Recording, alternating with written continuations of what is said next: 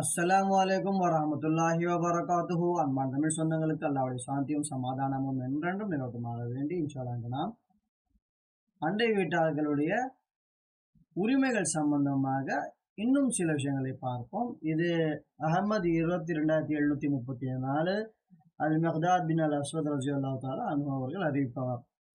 நபிகள் நாயகம் ஸல்லல்லாஹு அலைஹி வஸல்லம் அவர்கள் சஹாபாக்களை தோழர்களை பார்த்து கேட்குறாங்க, விபச்சாரம் பற்றி நீங்கள் என்ன நினைக்கிறீங்க அப்படின்ட்டு. விபச்சாரம் கேவலமான விஷயமாகவும் தண்டனைக்குரிய விஷயமாகும் அப்படின்னு சொல்றாங்க சஹாபாக்கள். அதுக்கு நபிகள் நாயகம் ஸல்லல்லாஹு அலைஹி வஸல்லம் அவர்கள்,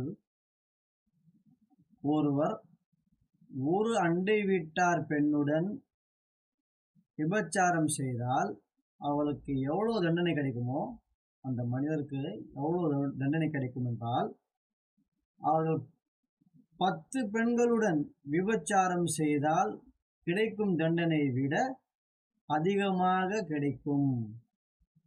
தண்டனை அதிகமாகிவிடும். அண்டை வீட்டார் ஒரு பெண்மணியுடன் நீங்கள் விபச்சாரம் செய்தால் மற்ற 10 பெண்களுடன் நீங்கள் விபச்சாரம் செய்தால் என்ன தண்டனை கிடைக்குமோ அதை விட அதிகமாக கிடைக்கும் அப்படிங்கிறாங்க. அதே மாதிரி திருட்டு சம்பந்தமாக கேட்குறாங்க.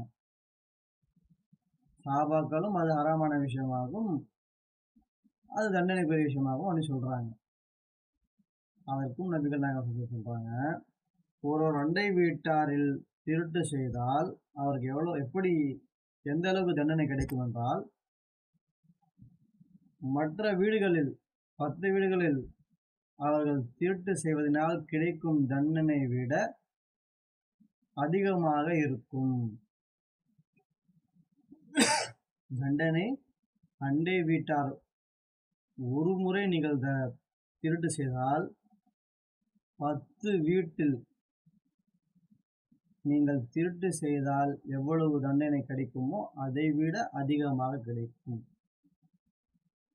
அண்டை வீட்டாருடைய பதவி அந்த அளவுக்கு இருக்கு,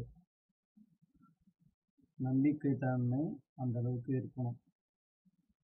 இன்ஷா அல்லாஹ் தஆலா இந்த மாதிரி நம்முடைய வாழ்க்கையும் மாற்றுவோம். அண்டை வீட்டாருக்கு நல்ல முறையில் நாம் பழகுவோம். இன்ஷா அல்லாஹ் தஆலா. அஸ்ஸலாமு அலைக்கும் வரஹ்மத்துல்லாஹி வபரகாத்துஹு.